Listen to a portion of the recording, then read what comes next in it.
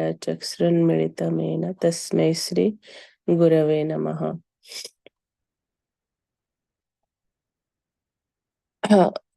I am drowning in a painful, fathomless whirlpool of repeated birth and death. O Lord, O friend of the shelterless, O effulgent moon of mercy, this one time quickly extend your hand to save me. Srila Rupa Goswami, text 60. This mango tree in Vrindavan is now overwhelmed by remembering you. It dances, moving its branches in the breeze. It sings in the form of these humming bees. It shed tears in the form of these many drops of honey. Its hair stands erect in ecstasy in the form of these new sprouts. O Mukunda, as dear to me as my own life, why is a tree filled with so much love for you? Why am I so hard-hearted that even your name will not enter my heart? Sripad Iswarapuri, text 62. O Lord Hari, O form of mercy, you quickly rescued both Draupadi and Gajendra. What was happened? What has happened to that quick action now that I suffer so acutely? Sri Outkala, text 63. O Lord, Yadavendra, I am fallen when I remember your name. Dinabandhu, friend of the fallen, I become encouraged. And when I hear that you love your devotees, my heart trembles. Sri Jagannath Sena, text 64. O Lord, no one is more merciful than you, and no one is more pathetic than me.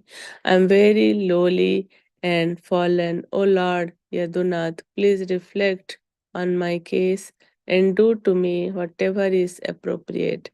Author unknown, text 66.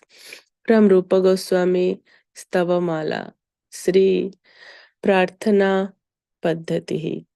O Queen, whose fair limbs are more splendid than pure gold, O Queen, whose eyes are as charming as the eyes of Phaedo, O Queen, whose face defeats millions of moons, O Queen, dressed in garments as dark as monsoon clouds, O Queen, who is the crowning garland of Malika flowers on the braided hair of the young gopis, O Queen, whose beauty is served by many transcendental splendid jewels and other ornaments.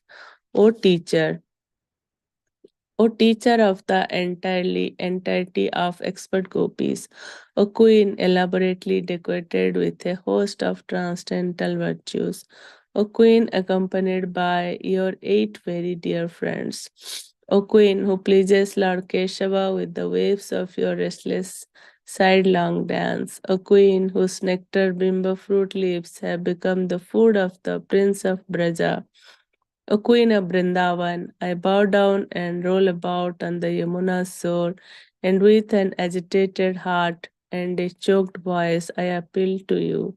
Even though he has committed offenses, and even though he is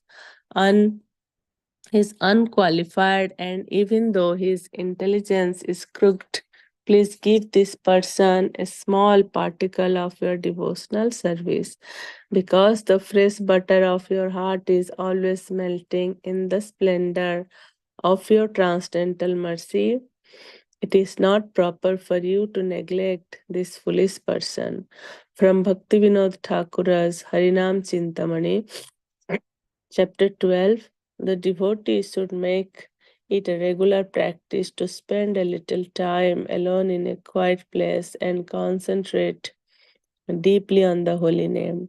He should utter and hear the name distinctly.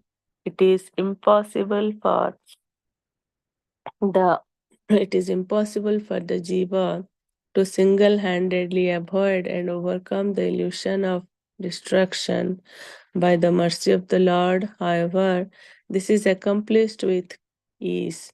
Therefore, it is essential to prayerfully beg for the Lord's grace with great humility, for this is the only means to salvation from this offense.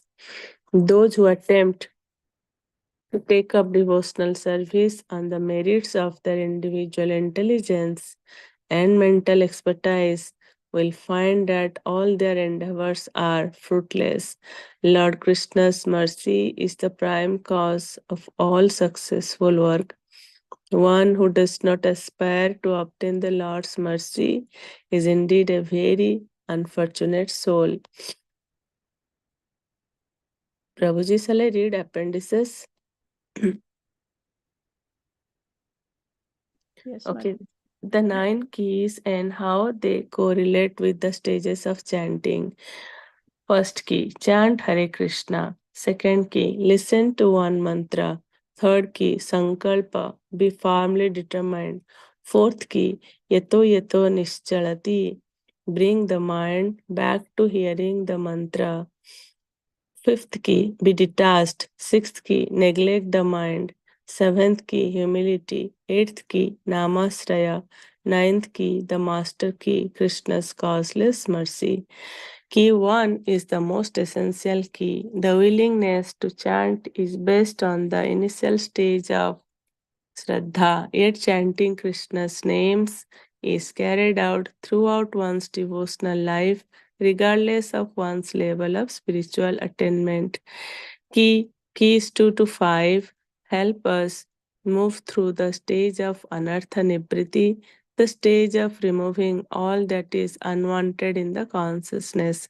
Key 6 to 8 lead the chanter to nishtha, fixedness in taking shelter of Krishna, detachment from material desires coupled with a fixed, humble desire to serve Krishna carries a chanter from nishtha to ruchi. Krishna's mercy, the master key, is required at every step. In this sense, the ninth key is unique among the keys because all the other keys depend on it. Practical application of the levels of chanting. Each japa session is different. Sometimes we are focused and attentive when we begin to chant, and other times not. Sometimes we are prayerful and surrender to the name, and other times we struggle. It is best, therefore, we recognize our ability at the moment we pick up our beads and to begin chanting at the highest practical application level of which we are capable. First four levels of chanting. Sikshastaka verse 1, keys 1, attainment at mature stage, Shraddha. Practical application is chant Hare Krishna. Sikshastaka verse 2, keys 2 to 5 is Anartha Nibriti. Chant without offense. Attempt to chant with attention. Listen to one mantra, one holy name. Sikshastaka verse 3, keys 6 to 7, then Nishtha. The practical application is humility is chanting Krishna's names with the awareness that their mercy is your only hope. Your chanting is quoted with praying for shelter. Then Sikshastaka verse 4, key 8, and attainment at mature stage is Ruchi. Practical application is awareness of one's insincerity and impurities drives one to prayerfully beg the holy name for mercy and shelter and to fulfill one's longing to serve Krishna. Syllables of the holy name. Devotees often ask whether it is beneficial to look at the written syllables of the Mahamantra as they chant. After all, great devotees like Gaur Kishore Das Babaji and others recommend the practice. The principle is to increase one's focus on the sound of Krishna's holy names. We should try not to become distracted from that point by endlessly shifting from one technique to another. Rather, we should try to concentrate on the sacred sound of Krishna's names. But if looking at the Mahamantra's written form helps one's concentration, if it helps cure inattentiveness and increases hearing, then one should do it. A sample Mahamantra chart I sometimes use is shown on the next page. I have placed dots down the center to aid quick chanting. The dots tend to draw one's eyes downward rather than from side to side, from word to word. Hare Krishna, Krishna Krishna, Hare Hare, Hare Rama, Rama Rama, Hare Hare. So we completed reading this Japa book. I'll summarize what we read today. So mostly today we read like we we there was little bit summary about the the keys. The first key is the most essential key, that is the willingness to chant is based on initial stage of Shraddha.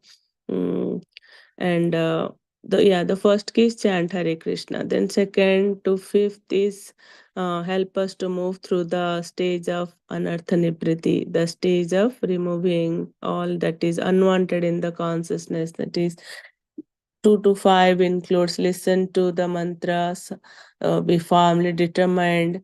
Then, whenever mind gets distracted, bring the mind back to hearing the mantra, then be detached. Then, key 6 is neglect the mind, and 7 is humility. 8 is namasraya. So, 6 to 8 is lead the chanter to nishtha.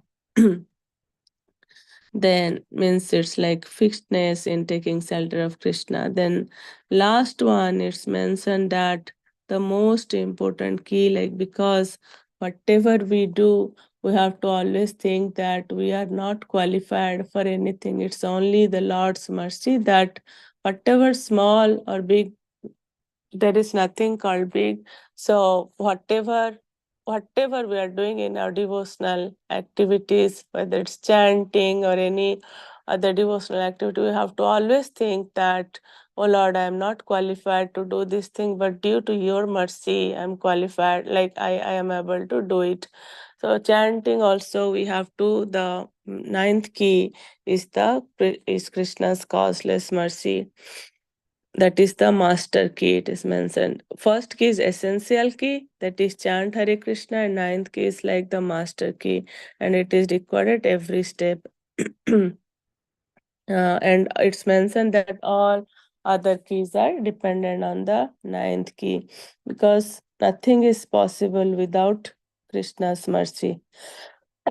And beautiful it is mentioned like how Shikshashtaka verses, then the nine keys, and the practical application and different stages like Shraddha, Nartha, Nibriti, Nishtha, Ruchi, and what is the corresponding practical application is mentioned nicely in a tabular form.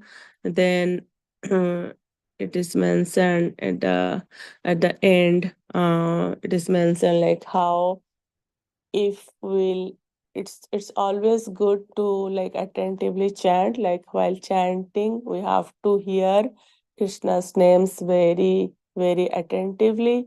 And but it is like suggested, if some written like how we do during our japa, Mataji usually say are the maha mantra in her screen. So like if we feel like very distracted, we can see, we can read, so our mind will read and listen it carefully. So it is also suggested at the end that we can keep in a written form, something we can keep in front of us and we can see. And like it's mentioned, dots, there are dots between each syllable, so our mind will be very focused and we can chant and listen it carefully. So today we completed reading of this Japa book. Tomorrow we'll start a new book by Sachinandan Swami Maharaj. Yes,